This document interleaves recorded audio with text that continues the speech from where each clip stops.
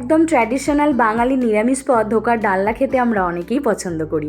এর বাইরে ক্রিস্পি, ভিতরে নরম সুস্বাদু আর মশলাদার ঘ্রাণে দুপুরের খাবার কিন্তু জমে উঠবে। এর জন্য প্রথমে 1 কাপ ছোলার ডালকে 4 থেকে 5 ঘন্টা ভিজিয়ে রেখে একটা মিক্সিং জারে 2 কাঁচা লঙ্কা, সামান্য আদা আর অল্প পরিমাণে জল দিয়ে ভালো করে বেটে নিয়েছি। এবার কড়াইতে কিছুটা সর্ষের তেল দিয়ে তাতে প্রথমেই টুকরো করে কেটে রাখা আলুতে স্বাদমতো নুন হলুদ দিয়ে লাল লাল করে ভেজে তুলে নিয়েছি। পেস্টটা কিন্তু খুব মিহি করে বাটিনি, একটু দানা দানা রেখেছি। এবার কড়াইতে কিছুটা সর্ষের তেল দিয়ে তাতে সামান্য মৌরি, 1 চিমটে হিং আর অল্প হলুদ দিয়ে একটু নেড়ে চেড়ে দিয়েছি বেটে রাখা ছোলার ডাল। কিছুক্ষণ নেড়ে চেড়ে দিয়েছি স্বাদমতো নুন।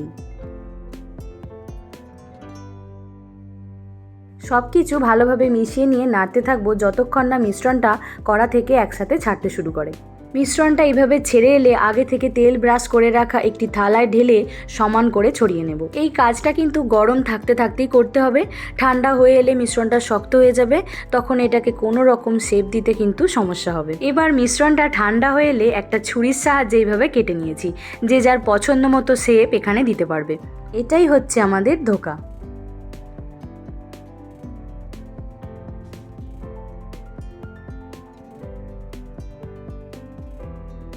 এবার কড়াইতে কিছুটা সর্ষের তেল দিয়ে তেল ভালো মতো গরম করে তাতে কেটে রাখা ধোকাগুলো এক এক করে দিয়ে দিয়েছি। দুদিকটা হালকা হাতে উল্টে পাল্টে সোনালি রং করে ভেজে তুলে নিয়েছি। গ্যাসের ফ্লেমটা এই সময় লো টু মিডিয়ামে রেখেছি যাতে ভিতরটা খুব ভালোভাবে ভাজা হতে পারে। এইভাবে ভাজলে বাইরেটা কিন্তু ভীষণ ক্রিস্পি হয়। বাকি ধোকাগুলোকেও এইভাবে ভেজে তুলে নিয়েছি।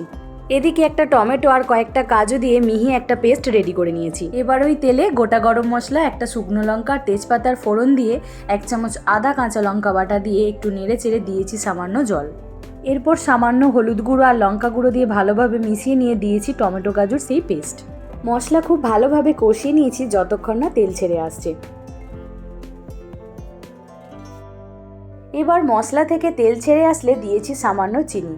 ভালো মতো মিশিয়ে নিয়ে 1 কাপের মতো জল অ্যাড করে জল ফুটে এলে ভেজে রাখা আলু আর ধোকাগুলো দিয়ে 3 থেকে 4 মিনিট ফুটিয়ে নিয়েছি।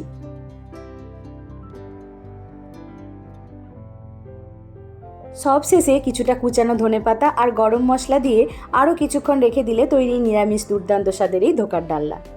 এইভাবে বাড়িতে অবশ্যই একবার ধোকার ডালনা বানিয়ে দেখো, আশা করছি ভালো লাগবে।